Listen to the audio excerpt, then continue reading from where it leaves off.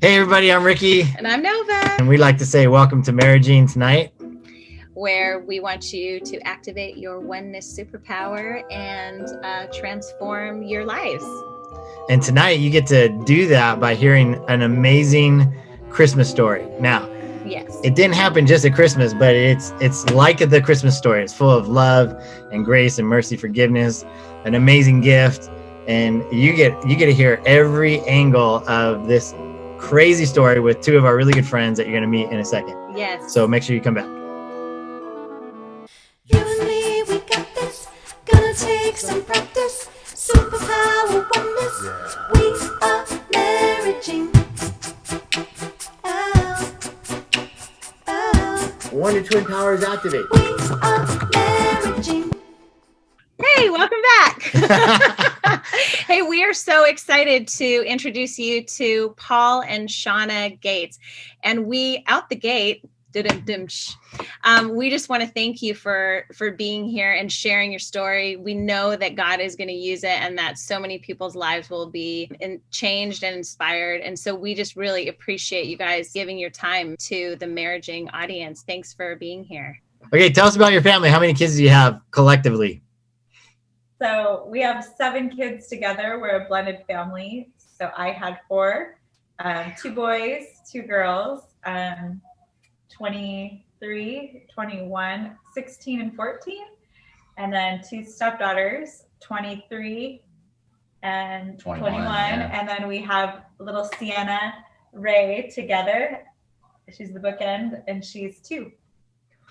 And she is so cute. She's so cute. She's So cute. We see that you've obviously, that the Lord really brought you guys together, but can you share with us the backstory? I'm sure people are sitting here going, okay, how did it happen? What happened? Do you want to share your Well, side? I'll let Shauna share her side, but I'll set it up a little bit. We know that our situation is super different, but there's a lot of people facing it. But one of the things we had really early is this honest conversation that we never imagined that we'd actually be in a blended family. We actually, in some ways, wish our original families were still together for the sake of the kids and all that.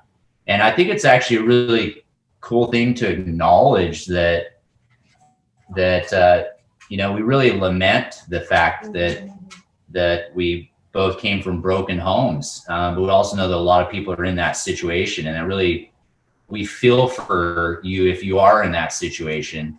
But one of the things that was just really cool is we really committed to prayer and extensive prayer and surrounding ourselves with people to walk us through a season to see what God's plan was for our lives. And God ultimately put us together.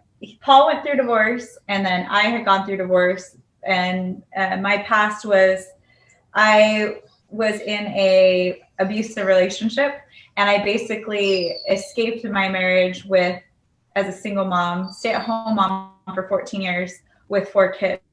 And the men of 2 churches helped me move when my ex-husband was at work one day.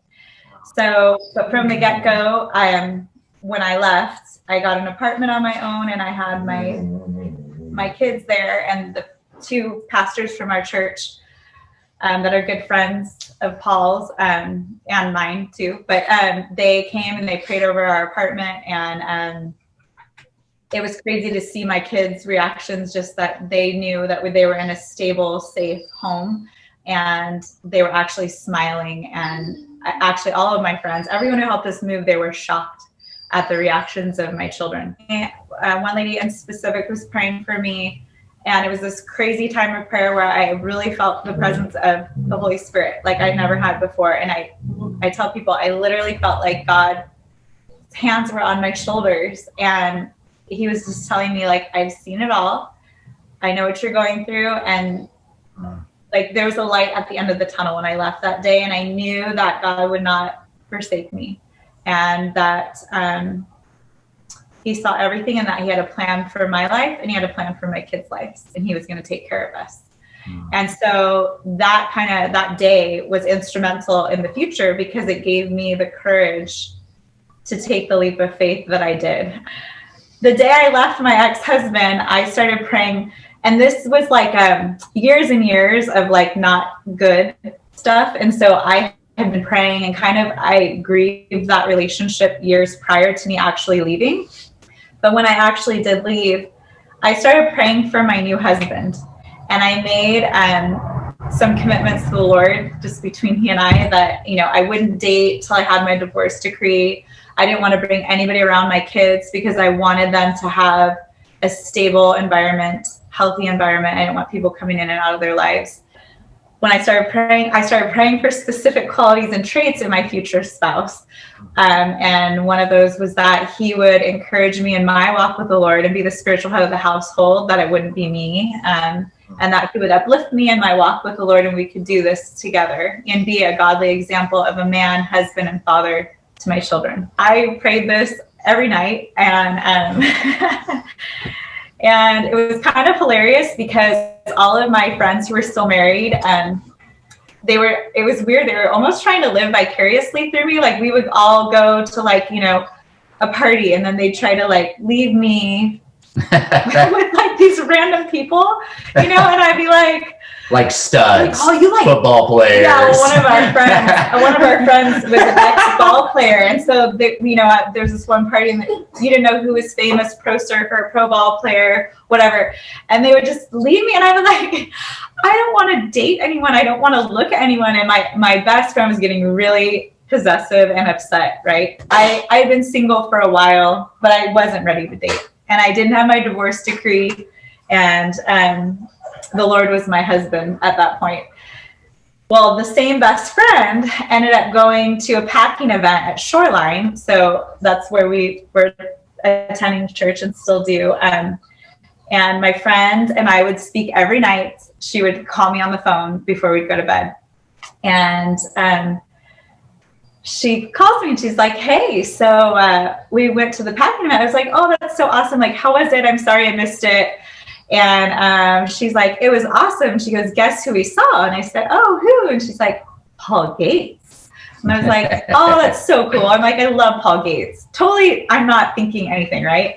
This is my friend who's getting mad at my other friends for, like, trying to set me up with people. And she's like, yeah, so, you know, we were, like, packing food and stuff. And Mark and I look at each other, and we look up, and we see Paul's not wearing a wedding ring, and I'm still not catching what they're throwing out to me. I'm like, well, yeah, remember something happened a long time ago, because I'm not a prior, so I didn't want to know any of, like, the details of whatever happened with Paul, because he was at Shoreline when I attended Shoreline, and I was super bummed that he left because I loved his preaching. Isn't that funny? He was one of my favorites because he always used props and stuff, and I'm a bit props like Ricky. Rachel says, Mark looks at me and goes, Shauna and Paul. And I was like, oh my gosh, you guys, seriously? No. I'm like, you too? I'm like, Rachel, I'm not ready to date. Like, my life is so crazy. I don't have time, let alone think of another guy right now. I said, why do you say that? Paul, first of all, we haven't seen each other in like 2-3 years. Almost 3 years. Yeah. And I said, and anyway, he's old, like okay. He's old, but no, in a way that because we're 10.5 years apart. And I said that not because I thought, oh, he's like this elderly man, but more like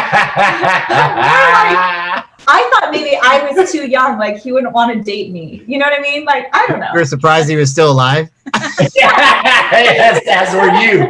Wait, Paul's still alive? Yes. Anyway, I was like, and besides, we never see each other and we'll never know when we'll see each other next. She goes, well, I'm calling it. She goes, you guys are going to get married and I'm going to be your maid of honor. Forget your sisters, because I have 3 sisters and we're like this. Okay. And so I told her, I said, seriously, you're crazy. You're talking like you bumped your head. Okay. And I go, I still don't understand why you're saying all this. And she goes, Shauna, Paul's everything you've been praying for. And you're the perfect girl. And he's the perfect guy. You guys literally would be perfect for each other. And so I told her she was crazy. We got off the phone. That night, I said my same prayer that I prayed every night, you know, and then in the morning, I always went to the same Starbucks. I go to my Starbucks after I drop the kids off to school. I'm waiting in line and I hear Paul's deep voice, baritone voice behind me. And I literally like, my eyes are like saucers. And I'm like, and I like do one of these. And there he is standing, two people behind me. So I ordered my iced tea. I was so freaked out. I actually went and hid in the bathroom. Yeah. She said she hid like a little junior high girl. She just sat there for 15 minutes. Talking in the mirror going, Lord, what is going on? This is weird. I'm like, this is some weird stuff. And I made sure that he was long gone when I came out. My iced tea was like melting on the barista bar. Ready, Shauna? Someone can just have this drink. This girl's gone. Yeah. So I get in the car, call my mom because we're close, and I told her everything that happened. And I was kind of upset. Like, I'm like, I don't know what's going on. Like, I don't want to read too much into this. And she goes, Shauna, don't let anybody put any ideas into your head. And I was like, you're right, Mom. The voice of reason. She goes, you're doing so great right now. Just keep doing what you're doing. The Lord's your husband. So I kind of like pushed Paul out of my head and my friends' crazy talk. For months. So months and months go by. Our family has a place in Catalina. I have 3 younger sisters. We're in Catalina. My sisters still are kind of like living that college life, and I'm lecturing them. So one of them, we're going on a run in the morning, and I'm telling her, you know, these are the qualities and traits you want in a guy. You're not going to meet a good husband out at a bar. Someone who wants to buy you shots and drinks, not the guy for you, right? And I'm like, do you want to be married to that? Like, do you want your husband to like smoke pot every night? Because I have several friends who that's a thing, you know, and it's like secret. And I don't want that. Like for my future spouse, I don't want that. And I don't want that for my children. And I go, you need to get plugged into your church, blah, blah, blah. And I'm telling her how to, you know, where to meet good guys. All the while in the back of my head, I'm kind of like a little bit jaded and thinking, are there good guys out there? Because it seems to me like there's a lot that aren't so great. And so I actually got home from Catalina on a Monday, and I was praying that night. And all of a sudden, as I'm praying, I was like, Lord, whatever your will is for my life, like that's what I want. But you know, the desire of my heart is to be married and to be married to my best friend. All of a sudden, Paul's name starts like popping in my head, and I'm kind of like irritated. And I'm like, oh my gosh, not again. I'm like, Lord, I totally did a fleece prayer, which I've never prayed like that before. But I said, Lord, if there's something going on with Paul Gates that you made Rachel privy to, and that, you know, let me see him again, and I'll know that there's something that's beyond me. Oh, my prayer, I should say too, is Lord, my future spouse, drop him in my lap, because I don't want to pick the wrong person again. I feel like my picker's off, so you need to pick my husband for me. You guys, the next day, I come walking out of the post office, and who comes walking straight into me but Paul Gates. It's like toe to toe, and it was like. There's a book called The Grace Disguised by Jerry Sitzer. He's a theology professor up in Spokane. It's basically on loss, and that book and my Bible and my journal really, I think, saved my life. You know, and so I encouraged her to get the book and read it. I actually wrote the name of the book on a post office sticker that we had at our wedding and gave it to her. And it was kind of through that book that we ended up, and eventually like 5 or 6 months later, going on our first date right before Christmas. And so we run into each other again, and it was, he started coming at me with this book thing. You know, he's like, hey, did you get the book? And I'm like, oh, I'm going to get it. I promise I'll get the book. And that day I left, and I was like, dang, I better get this book, because if I run into him again, he's going to like get mad at me that I didn't read this. So I did end up finally getting the book and read it. And the cool part about that book is, you know, I didn't think that I was grieving.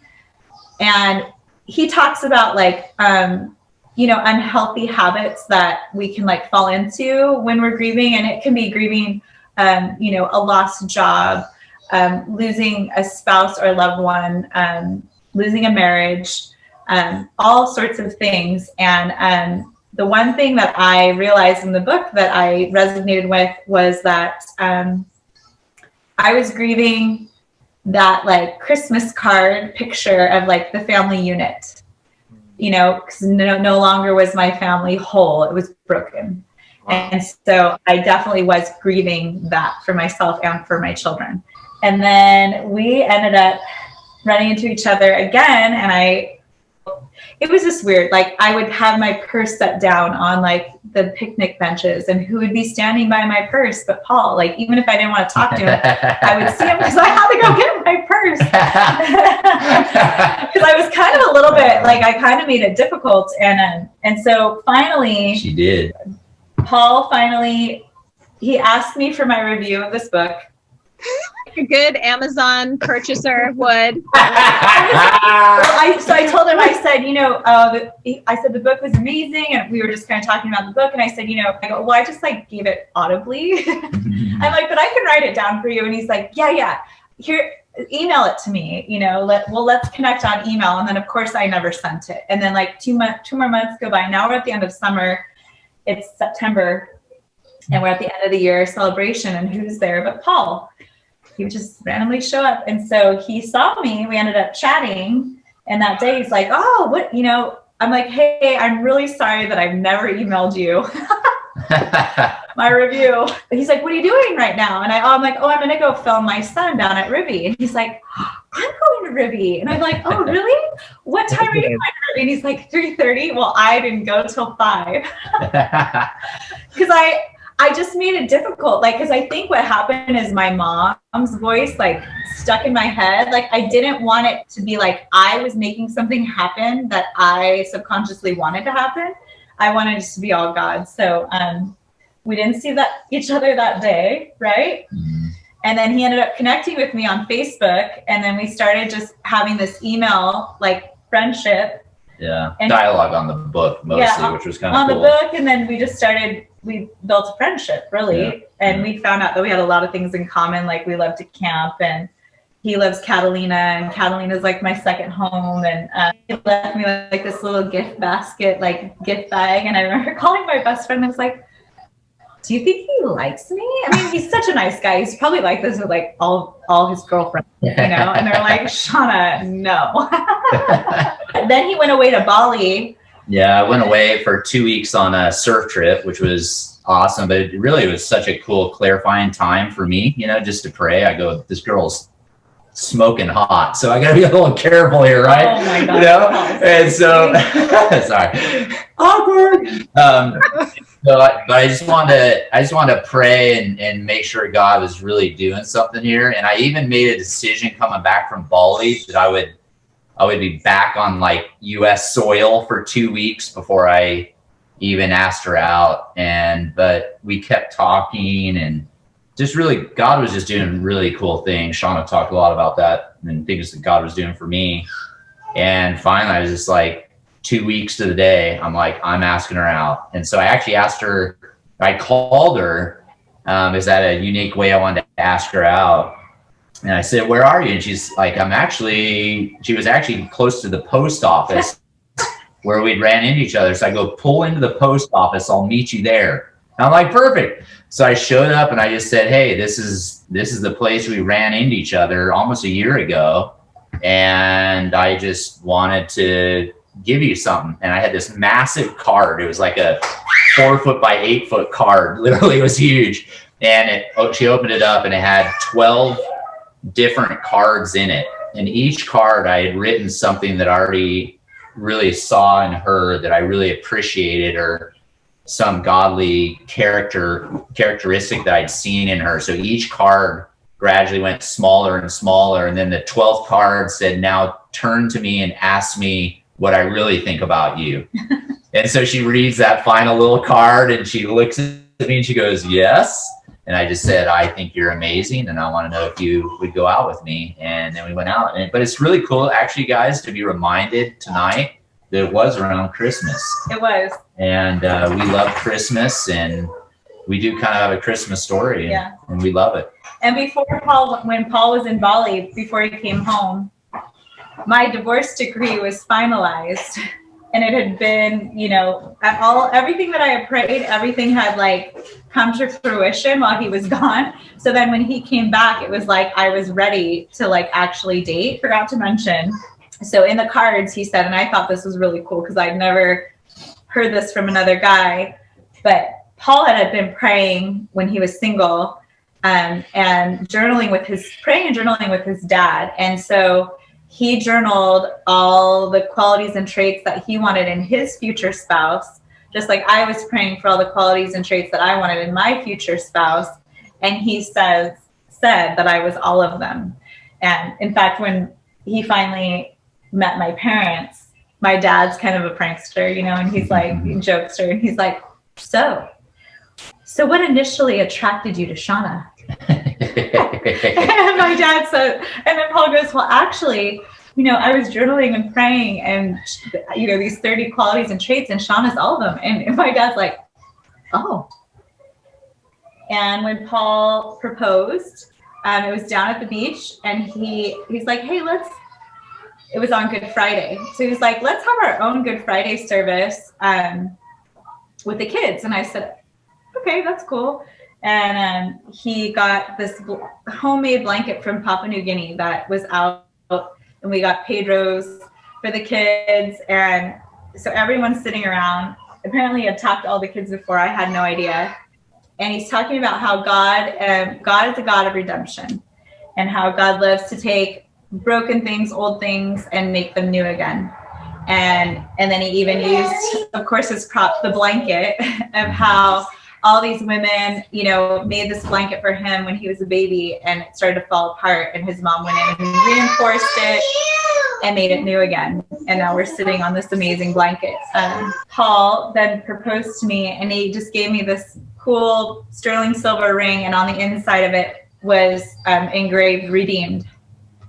That was just a theme of what she had been praying for, what I had been praying for, what people had prayed over us. There's a quote that says, he doesn't make all new things, but he makes all things new. It's not necessarily a perfectly true quote, because he does make lots of new things, but I love that the focus is that he makes all things new, and that's what redemption is. I love old trucks, so it's like that guy who's driving down a dirt road, sees an old rusted out truck in a ditch, and everybody else just blows by that truck. But there's that one guy that says, I know what that truck is. That's a 69 Toyota Land Cruiser. And he pulls it up out of the ditch, and he restores it to its original state, its original intent. And that's what redemption is. And that's what we really felt like God did for us. And we're super grateful. For both Shauna and I, it was not our choice to leave our first marriages. And that's something that we've really been proud to be able to stand behind, that both of us really fought for our first marriages to great lengths.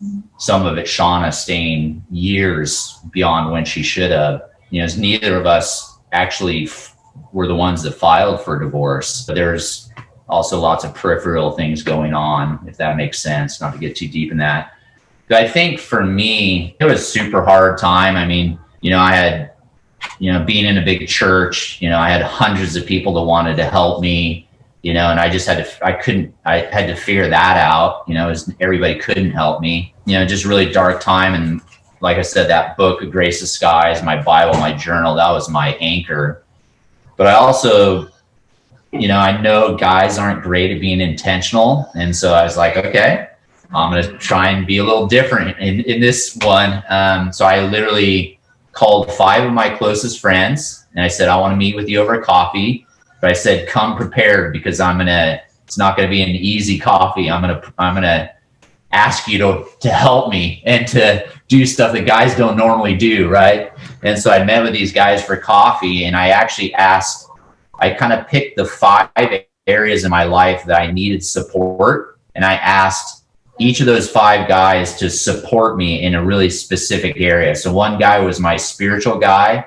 He would call me regularly and check in with me spiritually, do devotions with me. One guy was my fun guy. So I told him, you have to call me and take me surfing, take me bowling, take me roller skating, whatever. Just get me out and have fun. One guy was my financial guy. And I just said, I just need you to come sit with me when I'm writing checks, because even that was it was just different. Like Shauna said, everything was kind of broken. But that was just I've, counseled so many people, especially guys, to just be intentional and ask guys in very specific ways to come alongside you to help you, see what God has. There's something that's kind of stuck in my heart, Shauna, when like going back to some of the things that you were sharing. And I guess I would ask you to kind of maybe just give some words of wisdom to maybe somebody who is stuck who is currently in a situation that you were in. How do you find the courage? And then what do you do practically? You shared a little bit, but could you maybe just kind of encourage some women right now who might be in a marriage? Because we have people that watch this as they're married, but their spouse won't watch with them, Right. or they're going through things. This is what I tell people is get out. If that person is abusive in any way, verbally, physically, mentally, people like that usually don't change. And, you can try to go to counseling. And I'm not saying God can heal things by all means. But if it's something that's recurrent and keeps cycling over and over, and there is a cycle of abuse, there's actually a wheel you can look up. It's like a visual, and it's like the honeymoon phase, and then it goes around in a circle. My parents are still married. I wasn't abused. I didn't live in an abusive household. So all of it was really new to me. And also my ex, was an alcoholic, drug addict. So all of those things were new to me as well. But if I had seen a chart like that when I was younger, it would have been like a red light in my head, like, oh, it's like if you see things even with someone you're dating, move on. Yeah, that's good. That's good advice. Find someone that you trust, that you can confide in, that's not going to judge you. And I think one of the hardest things is, even back in the day, my old church that I was going to, like, we would have these altercations and blow-ups, and we even had pastoral counseling, and I was told to stay. I was told to stay. So it was kind of like in my head, I didn't want to disappoint God, and I felt like, gosh, is this what I'm supposed to do? But then I got wise counsel later from numerous, it's find trusted counselors, pastors. When I finally left, I had counsel from 3 different sources, all Christian. Every single one of them told me to leave. And I was like, it's time to leave. If you're a believer, I just feel you need to trust God, like really trust him, and take the courage and leave, because God will be with you. There's people and resources out there. I think the hardest part is typically in those types of relationships, the abuser is really savvy and manipulative and wise in how they're treating that person. And a lot of times, because I can think of maybe 5 people that I know currently that are living in these situations, and they have money, and you would think, why are you leaving? And kind of the turning point for me was when my boys were old enough, you start to realize, oh, he's only abusing me. He doesn't touch my kids. Well, it's only a matter of time, first of all. And if there's abuse happening to you and your kids are around, they're being abused. That's right. And later, when the kids and I got out of this, and Paul and I were married, I have another friend who they're still married. I'm friends with both the husband and the wife, and they've got 3 kids. And my boys were over there when they were younger for a sleepover. And my oldest came home and he said, Mom, so-and-so's dad, like, it was really scary. He was like, just like Dad used to be. He was screaming, and he's like, it scared me. And I said, well, what did your friend do? And he goes, he just kind of like shut down. And I was like, okay, well, first of all, you guys aren't going over there anymore. And second of all, I go, let me ask you a question. How do you think that friend's dad, how do you think his dad treated him when he was a kid? And he goes, just like that. And I go, yep. And I go, let me ask you a question. How do you think your friend is going to treat his kids when he has kids? And he's like, just like his dad. And I'm like, yep. And I was like, that's why we left, because we broke a cycle of abuse. So that you know, for your generation and generations to come, we've broken a cycle so that you guys won't do that. You know, you guys won't, you know, treat your kids that way, and you'll know better, and you'll know how to live right and be healthy. And so, you know, that's another encouragement that I have to people who have children, because I think sometimes if you think, oh, you know, it's just me, I can sacrifice.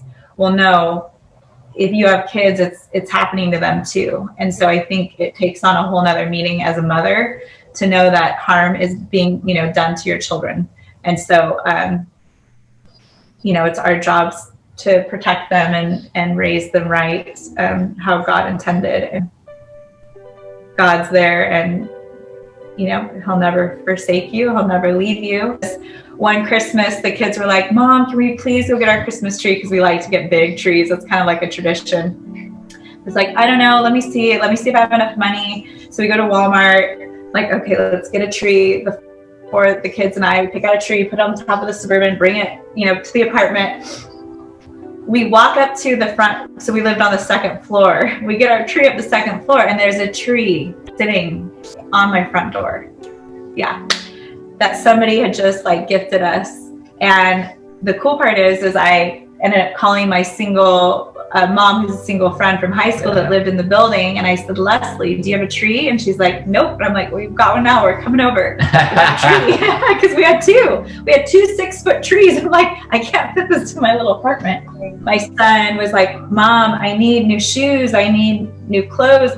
You know, when your boys grow and their hips just get bigger, nothing fits. And I said, I'm sorry. I don't have any extra money right now to buy you new clothes. We need to just pray. We go to my mom's house, and a friend from a long time ago who has a teenage son, literally, my mom says, you know, so-and-so dropped this bag off at the door for the boys. You guys, I go open the bag, I hand it to my son, Caden, and he's going through it. It's all his size, everything Volcom, like 4 pairs of pants, 4 pairs of shorts, you know, 4 pairs of trunks, all bottoms, and that's all he needed. And I looked at my son at the time, because I think he was like 13. And I go, who is that from? And he goes, I was like, that's right. And like, that is so beautiful. Yeah. So there's so many stories like that, you know, and I think that to me, like if I was in an abusive relationship and I heard, you know, someone talk, it sounds a little weird, but I felt how much God loved me through other people, like other people loving on us and just showing the love of Christ to me and the kids. And I was blown away. Is there like a word of encouragement that you would give to people watching tonight? Like, hey, this is 2 things that we really do on purpose to bring this blended family together and really keeping the 2 of us together as a unit. What I've been challenging a lot of blended families is just a simple phrase, and a lot of couples have just held on to it, is stay the course. Like just stay the course, you know, because life period, you know, we all know life, right? Especially the pandemic right now, up and down, all that, but blended family, you know, most things are like this, blended family is like this, you know, and it's like the one thing you can do is just constantly try and just stay the course. And so that's my advice. And there's a lot packed in that, you know, staying focused on the Lord, a lot of prayer, a lot of grace, a lot of forgiveness, but just kind of stay in the course. The reason why blended families, I think, don't make it past the 2 years is the kids, because what happens is the kids are testing. Let's see if we can get rid of this person, you know? And I think it's really weird because we kind of noticed the kids really, we were blindsided. We were like, I think we were like, oh, it's gonna be so amazing. And Got this. we got married and it was like, what's happening? Like, this is nuts. The kids were gnarly, you guys. Like, you know, it was the older kids that, you know, they were just, you know, junior high school age, like kind of the toughest ages to deal with when you have two biological parents, let alone two step parents, and just a lot of testing going on. So I think being unified and showing that you're not going anywhere, and also too, this is what helped me the most in the toughest times, is loving everyone in your family and seeing them through God's lens. Like that person is a child of God and God loves them. So I need to love them. Like, even if I don't feel like I'm wanting to love them right now, if that makes any sense. I love that we are sitting here with you guys, hearing your Christmas story by your Christmas tree, even just hearing the Christmas story about you getting 2 trees and blessing somebody. I just want to say, I really think that God has just such amazing things continuing ahead for you guys. And I heard that tree story and I was like, there's more double portion for that family. There's so many good things that the Lord has in store. So thank you so much for sharing. That is awesome. Thank you guys just for sharing your dog, your children. I love it. Your tree. We really appreciate you. And I know that tonight you have encouraged us and so many people that will watch and listen, hear your story. Thank you for showing us telling us the truth, and being open and vulnerable. So we feel really grateful. Thank you guys so much. Yeah, you guys are a miracle, a testimony of God's grace, and really a picture of what He did at Christmas, right? Like He redeemed the world through the gift and He's redeemed your lives, both of you, and He's redeeming other people's lives through your marriage, and that's a beautiful thing. So thank you for being vessels and being open to allow the Lord to use you. Even through this conversation tonight, there's going to be some people who get out of abusive relationships, and there's going to be some blended families who are ready to give up, and they're going to watch this, and then they're going to be encouraged and go, okay, we can do this. Yeah, God bless you guys. God bless you guys. Have an amazing Christmas with your incredible blended family, and stay the course. And let's see that dog. Let's see that dog one more time. I want to see his face. He's laid upside down. Show how he lays. Oh. If that doesn't say Merry Christmas, I don't know what does. Oh my God. Ranger, say hi. We are marriaging.